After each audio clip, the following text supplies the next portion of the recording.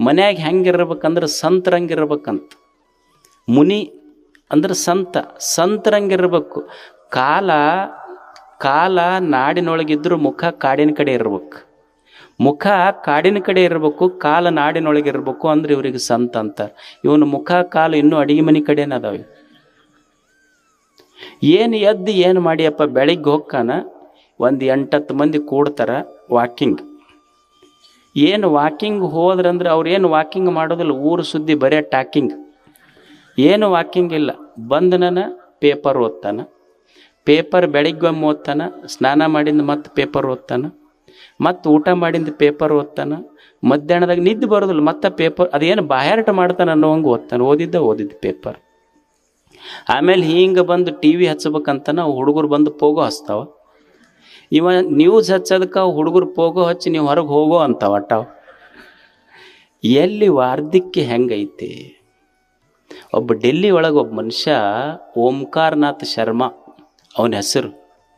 ಅವ ಈ lab technician ಆಗಿ ರಿಟೈರ್ಡ್ ಆದ. ಅವನ ಹೆಸರು ಓಂಕಾರನಾಥ್ ಶರ್ಮಾ. ಅಂದ್ರೆ ಮುಪ್ಪು ಹೆಂಗೆ ಕಳಿಬೇಕು ಮನುಷ್ಯ.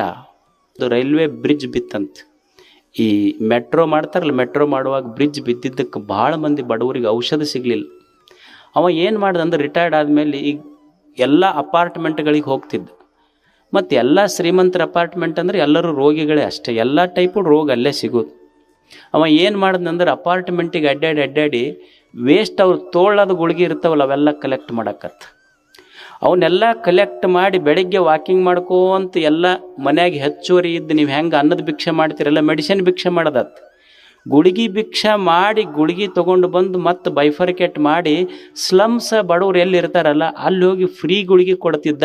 ಈಗ ಅವನಿಗೆ ಮೆಡಿಸಿನ್ ಬಾಬಾ ಅಂತ ಕರೀತಾರೆ ಎಲ್ಲರೂ, ಓಂಕಾರನಾಥ್ ಶರ್ಮಾ. ಅಂದ್ರೆ ಮುಪ್ಪು ಸಹಿತ ನಾವು ಸರಿಯಾಗಿ ಕಳಿಬೋದು ಅಂತ. ಮುಪ್ಪನ್ನು ಸರಿಯಾಗಿ ಕ್ರಿಯೇಟಿವಿಟಿ ಕೆಲಸ ಮಾಡದೆ ಇದ್ರೆ ಚಿಂತೆ ಶುರುವಾಗ್ತಾವೆ. ಮುಪ್ಪಿಗೆ ನಿದ್ದೆ ಬರೋದಿಲ್ಲ, ಚಿಂತೆ ಶುರುವಾಗ್ತವೆ. ಯೋಗೇ ನಾಂತೆ ತನುತ್ಯಜೇತ್. ಮನುಷ್ಯ ದೇಹವನ್ನು ಹೇಗೆ ಬಿಡಬೇಕು ಅಂದ್ರೆ ಯೋಗೇ ನಾಂತೆ,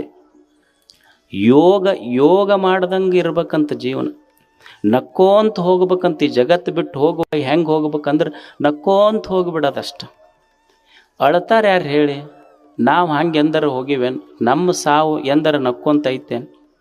ಅವ ಮುದುಕ್ ಹೋಗ್ತಿರ್ತಾನ, ಮಕ್ಕಳಿಗೆ ಕರೆಸ್ತಾನ, ಹೆಣ್ಮಗಳಿಗೆ ತವ್ರ ಮನೆಯಿಂದ ಬಾ ಅಂತ ಕರೆಸ್ತಾನ. ಮಾತು ಬರ್ತಿರೋದ್ರಲ್ಲಿ ಕೈ ಮಾಡ್ತಿರ್ತಾನೆ, ಕೈ ಕೊಡು ಅಂತ.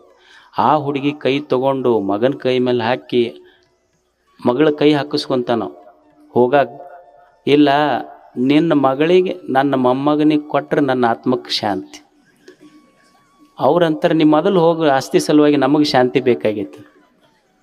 ಏನು ತಾನ ಹೊಂಟಾನ, ಏನು ಕೈ ಮೇಲೆ ಕೈ ಹಾಕಿಸ್ಕೊಂಡು ಏನು ಮಾಡ? ಯೋಗೇನಾಂತೆ ತನುತ್ಯಜೇತ್. ಹೆಂಗೆ ದೇಹ ಬಿಡ್ಬೇಕಂದ್ರೆ ಈಗ ಹೋಮ್ವರ್ಕ್ ಮಾಡ್ಲಾರ್ದ ಹುಡುಗರು ಹೆದರ್ಕೊಂತ ಹೋಗ್ತಾರ, ಹೋಮ್ವರ್ಕ್ ಮಾಡಿದ ಹುಡುಗರು ನಕ್ಕೊಂತ ಹೋಗ್ತಾರ. ಹಂಗೆ ನಾವು ಹೋಮ್ವರ್ಕ್ ಮಾಡಿದವ್ರಂಗೆ ಗ್ರೌಂಡ್ ವರ್ಕ್ ಮಾಡಬೇಕು. ಇಲ್ಲಿ ಮಾಡಿ ಹೋಗಿಬಿಟ್ರೆ ಸಾವು ಸಹಿತ ಪ್ರಿಯ ಆಗಿಬಿಡ್ತೈತೆ ಮನುಷ್ಯ.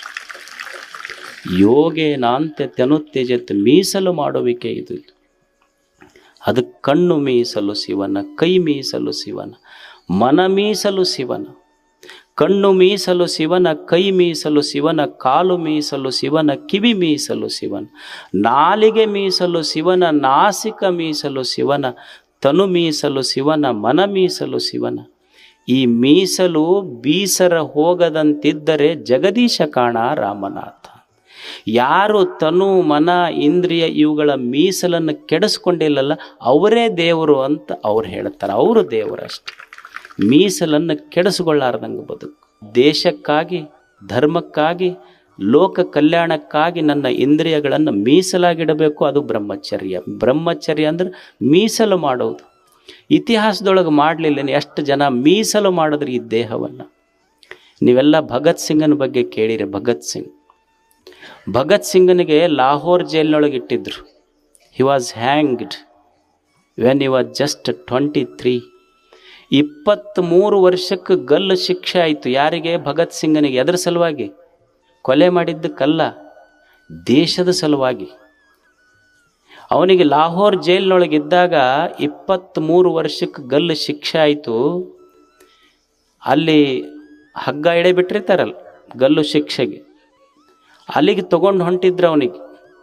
ಹೋಗುವಾಗ ಒಬ್ಬ ಜೈಲ್ ಅಧಿಕಾರಿ ಕೇಳ್ತಾನೆ, ಇವ ಭಗತ್ ಸಿಂಗ್ ನಮ್ಮಂಗೆ ಅಳ್ಕೊಂತ ಹೊಂಟಿದ್ದಿಲ್ಲ, ಸಾವಿಗೆ ಹೊಂಟಾನ, ಸಾಯಕ್ಕೆ ಹೊಂಟಾನ, ನೇಣು ಗಂಬಕ್ಕ ಗಲ್ಲಿಗೆ ಕುತ್ತಿಗೆ ಹೋಗ್ತೈತಿ, ನಕ್ಕೋಂತ ಹೊಂಟಿದ್ದ. ಜೈಲರ್ ಕೇಳ್ತಾನ, ಯಾರಿಗೆ? ಭಗತ್ ಸಿಂಗನಿಗೆ. ಸಾವಿಗೆ ಹೊಂಟಾಗ ನಗಾಕತ್ತಿಯಲ್ಲ ನೀನು. ಅವಾಗ ಭಗತ್ ಸಿಂಗ್ ಹೇಳ್ತಾನೆ, you are fortunate to be here. ಜೈಲರ, ನೀ ಪುಣ್ಯ ಮಾಡಿಯೋ, ನೀ ಇಲ್ಲಿರ್ಬೇಕು, ಇದನ್ನು ನೋಡೋದು ನೀನು ಪುಣ್ಯ ಮಾಡಿ ಅಂತ. ಏನು ನೋಡೋದಕ್ಕೆ ಪುಣ್ಯ ಮಾಡಿ ಅಂದ್ರೆ, how Indian patriots embrace death with love. ಭಾರತದ ರಾಷ್ಟ್ರ ಪ್ರೇಮಿಗಳು ತಾಯಿಯ ಋಣ ತೀರಿಸುವುದಕ್ಕಾಗಿ ಸಾವನ್ನು ಸಹಿತ ಎಷ್ಟು ಪ್ರೇಮದಿಂದ ಎದುರುಗೊಳ್ತಾರಂತ ನೋಡೋದಕ್ಕೆ ನೀ ಪುಣ್ಯ ಮಾಡಿ ನೀನು. ಇದು ಭಗತ್ ಸಿಂಗ್. ಮುಂದೆ ಹೋಗೋದ್ರಾಗ ತಾಯಿ ಬಂದು ನಿಂತಿರ್ತಾಳ, ಮಗ ನೇಣುಗಂಬಕ್ಕೆ ಹೊಂಟಿರ್ತಾನ, ತಾಯಿ ಕಣ್ಣಾಗ ನೀರ. ಭಗತ್ ಸಿಂಗ್ ತಾಯಿ ಕಣ್ಣೀರು ಒರೆಸಿ ತಾಯಿಗಂತಾನ, ಯವ್ವ ಯಾರ ಕಣ್ಣಾಗರ ನೀರು ಬರಲಿ, ತಾಯಿ ವಿದ್ಯಾವತಿ ಭಗತ್ ಸಿಂಗನ ತಾಯಿ. ಮಗನ ನೇಣುಗಂಬಕ್ಕೇರೋದು ನೋಡ್ಲಿಕ್ಕೆ ತಾಯಿ ನಿಂತಿದ್ಲು, ತಾಯಿ ಕಣ್ಣಾಗ ನೀರು, ಮಗ ಕಣ್ಣೀರು ಒರೆಸ್ತಾನ. ಒರೆಸಿ ತಾಯಿಗಂತಾನ, ಯವ್ವ ಯಾರ ತಾಯರ ಅಳ್ಳಿ ಭಗತ್ ಸಿಂಗನ ತಾಯಿ ಕಣ್ಣಾಗ ನೀರ. ವಿದ್ಯಾವತಿ ಅಂತಾಳ, ಯಪ್ಪ ಭಗತ, ಇದು ದುಃಖದ ಕಣ್ಣೀರಲ್ಲೋ, ನನ್ನ ಗರ್ಭದ ಮೇಲೆ ಸಿಟ್ಟು ಬಂದ ಕಣ್ಣೀರು. ಯಾಕೆ ನನ್ನ ಗರ್ಭದ ಮೇಲೆ ಸಿಟ್ಟು ಬಂದೈತಿ ಅಂದ್ರೆ, ಭಗತ್ ಸಿಂಗನಂಥ ಒಬ್ಬನೇ ಮಗುವಿಗೆ ಜನ್ಮ ಕೊಡುವ ಸಾಮರ್ಥ್ಯ ನನ್ನ ಗರ್ಭಕ್ಕೆ ಬಂದೈತಿ. ಅಕಸ್ಮಾತ್ 10 ಮಂದಿಗೆ ಜನ್ಮ ಕೊಡುವ ಸಾಮರ್ಥ್ಯ ನನ್ನ ಗರ್ಭಕ್ಕೆ ಬಂದಿದ್ರೆ, ಆ 10 ಮಕ್ಕಳನ್ನು ದೇಶ ಸೇವೆ ಮಾಡ್ರಿ ಅಂತ ಕಳಿಸ್ತಿದ್ದೆ ನಾನು. ಅವಾಗ ಭಗತ್ ಸಿಂಗ್ ಅಂತಾನೆ, ಯವ್ವ ನೋಡು, ಒಬ್ಬನೇ ಭಗತ್ ಸಿಂಗ್ ಅಂತಿಲ್ಲ, ಈ ದೇಶದ ಯಾವ ಮನೆಗಳಲ್ಲಿ ವಿದ್ಯಾವತಿ ಅಂತ ತಾಯಿ ಇರ್ತಾಳ, ಆ ತಾಯಿಯ ಗರ್ಭದೊಳಗೆ, ಆ ಮನೆಯೊಳಗೆ ಭಗತ್ ಸಿಂಗನಂಥ ಮಕ್ಕಳೇ ಹುಟ್ಟುತ್ತಾರ. ಇದು ರಾಷ್ಟ್ರ ಪ್ರೇಮ. ಇದು ಮೀಸಲು ಮಾಡಲಿಲ್ಲೇನು? ಈ ಮೀಸಲು ಬೀಸರ ಹೋಗದಂತಿದ್ದರೆ ಆತನೇ ಜಗದೀಶ ಕಾಣ ರಾಮನಾಥ. ಅದಕ್ಕೆ ಬ್ರಹ್ಮಚರ್ಯ, ಇದರ ಅರ್ಥ ಮೀಸಲು ಮಾಡಿಕೊಳ್ಳುವುದು. ಕೆಡಿಸಬೇಡ, ದೇವರು ಏನು ಕೊಟ್ಟಾನ ಅದನ್ನು ಕೆಡಿಸಬೇಡ. ಮೀಸಲು ಮಾಡುವುದು, ರಿಸರ್ವೇಷನ್ ಮಾಡುವುದು, ಇದು ಬ್ರಹ್ಮಚರ್ಯ.